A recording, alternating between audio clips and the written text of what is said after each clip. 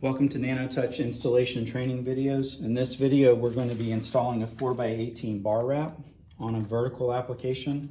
These can also be installed on horizontal applications. The key thing to remember is anytime you have an interior curve like this, you want to avoid that and just install it on the straight section. You can trim it as needed for that. First, you just want to lay this up here and center the wording and get that laid down nice and smooth.